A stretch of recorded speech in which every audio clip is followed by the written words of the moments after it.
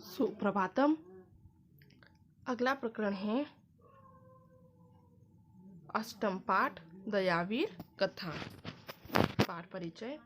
प्रस्तुत पाठ मैथिली संस्कृतो अपभ्रंश के प्रसिद्ध कवि विद्यापति द्वारा विरचित पूर्व परीक्षा नामक कथा ग्रंथ से संकलित किया गया है। विद्यापति का जन्म चतुर्दश शताब्दी 1360 से 1448 में मिथिला क्षेत्र के फिसवी ग्राम में हुआ। विद्यापति पदावली इनकी लोक विश्रुत रचना। इन्होंने संस्कृत में विविध विषयक 12 ग्रंथों की रचना की। पुरुष परीक्षा में सच्चे पुरुष की परख कैसे की जाए यह बताने के लिए वासुकी नामक मुनि पारावार नामक राजा को अनेक कथाएं सुनाते हैं। प्रस्तुत कथा में राजा हमीरदेव को दयावीर के रूप में चित्रित किया गया है। कथा के अनुसार राजा हमीरदेव ने सम्राट अलाउद्दीन के कोप का भाजन बने शरणागत मुहम्मद शाह सेनापति की प्राणपण से रक्षा की है। जैसा कि बताया है, दयालु पुरुषः श्रेष्ठः सर्वजंतुपकारकः तस्य कीर्तिन मात्रेण कल्याणम उपपद्यते। दयालु पुरुषः पुरुष मनुष्य राजा हमीर सिंह के लिए आया। दयालु दयावान, श्रेष्ठ सर्व जंतु उपकारक सभी प्राणियों का उपकार करने वाला। तस्य कीर्ति मात्रेण मात्र उसका यशोगान करने से ही कल्याणम उपपद्यते कल्याण होता है या कल्याण प्राप्त करता है। तो क्या कहा है, जो मनुष्य हमीर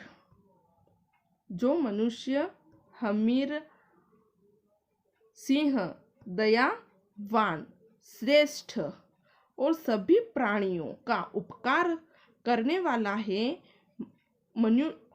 है मनुष्य मात्र उसका यशोगान करने से ही कल्याण को प्राप्त होता है। अस्ति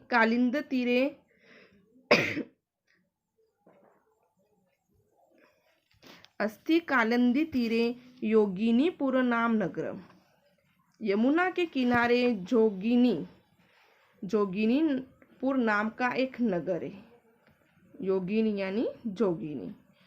तत्र अलावदीनो नाम यवन राजो बभूव। उस नगर में अलावदीनो यानी अल्लाउद्दीन नाम का यवनों का राजा हुआ। स च एकदा केनपि निमित्तेन महिमा शाही नामने सेनानी ने अकुप्यत। वह एक बार किसी कारण से सेना नायक मुहम्मद शाह पर नाराज हो गया। स च यवन स्वामिन प्रकुपितम प्राण ग्राहकम च ज्ञात्वा चिंतयामास। वह यवन राजा को नाराज तथा प्राणों का ग्राहक जानकर चिंता करने लगा। सामर्षो राजा विश्वसनीयो न भवति। नाराज राजा विश्वास करने योग्य नहीं होता। तत् इदानीम यावत् अनिरुद्ध अस्मिन् तावत् एवत् क्वापि गत्वा निज प्राण रक्षा करोम इति। तो जब तक मैं पकड़ा नहीं जाऊं तब तक इस स्थान से कहीं जाकर अपने प्राणों की रक्षा करता हूँ। निज प्राण रक्षा करोम इति परामर्श परिवार पलायत। इस प्रकार विचार करके परिवार के साथ भाग गया।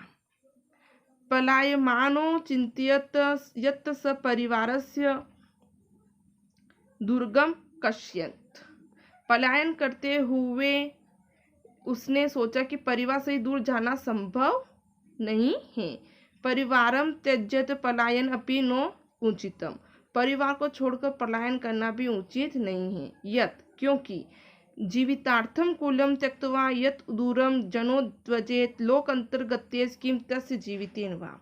जो मनुष्य जीवन की रक्षा करने के लिए अपने विचार छोड़कर अत्यंत दूर चला जाए वह परलोक गए हुए की तरह उसके जीवित रहने अथवा न रहने से क्या प्रयोजन है, अथवा उसका रहना न रहना किस प्रकार संभवित हो सकता है। इस बात को देखते हुए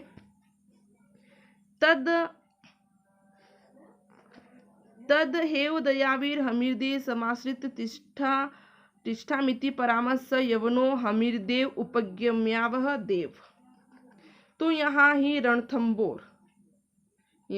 रणथंबोर के राजा हमीरदेव सिंह जो दयालु और वीर हैं का आश्रय लेकर ठहरता हूँ। बिना अपराधम हंतुम दुक्त स्वामिनः त्रासेनातहम शरणों आगतम अस्मिन्। इस प्रकार विचार करके वह यवन राजा हमीर सिंह के समीप जाकर बोला, महाराज, निरपराध को मारने के लिए तब तक स्वामी के डर से मैं तुम्हारे शरण में आया हूँ। यदि माँ रक्षतुम शक्नोषि तदा विश्वासम देहि। यदि मेरी रक्षा कर सकते हैं तो आश्वस्त करो। न च तद अन्यत्र गच्छामि, नहीं तो यहाँ से अन्य स्थान पर जाता हूँ।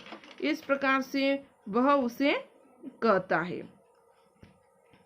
राजा उवाच, राजा बोला, मम शरणागतम मयि जीवति यम अपि त्वाम पराभवतु न शक्नोति। अरे यवन, मेरी शरण में आए हो, मेरे जीते हुए यमराज भी तुम्हें पराजित या अपमानित नहीं कर सकता।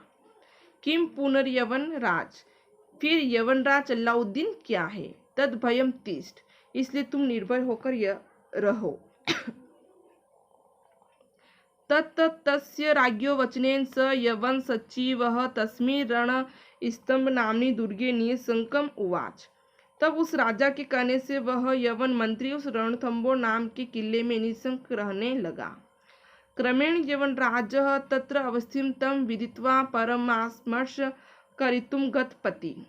क्रम से अल्लाउद्दीन ने वहां ठहरा हुआ उसे जानकर अत्यंत नाराज हुआ। पद धात्रे धरित्रीं चालयन् दुर्गम आगत्य हमीरदेव साकं युद्धम कृतवान परम जयम न लब्धवान।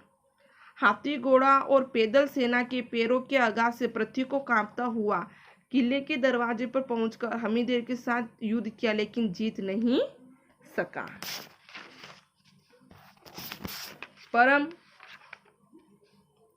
प्रथम युद्धांतरम यवनराजेन हमीरदेव प्रति दूत प्रहति।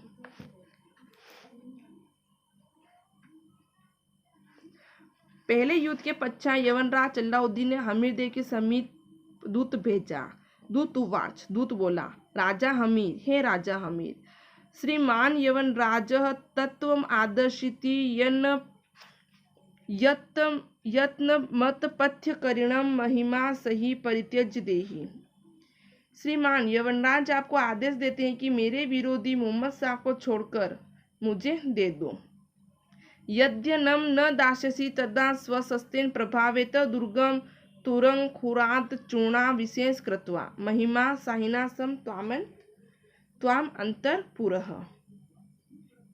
यदि इनको नहीं लौटाओगे तो प्रातः काल, प्रभाते यानी प्रातः काल, तुम्हारे किले को घोड़े के खुर, दुर्ग के तुरंग खुराम, तुरंग यानी घोड़े के खुरों के आघात से चकनाचूर करके महिमा साहिना सह मोहम्मद शाह के साथ तुम्हें भी यमलोक पहुंचा दूंगा।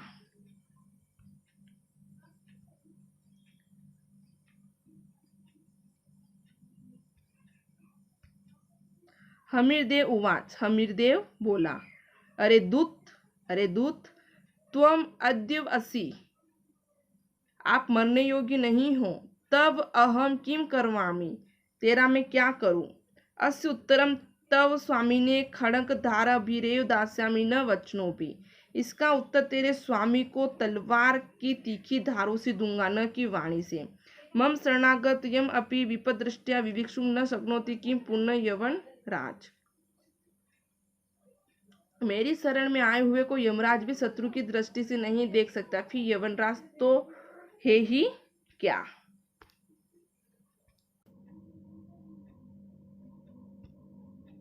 इस प्रकार वह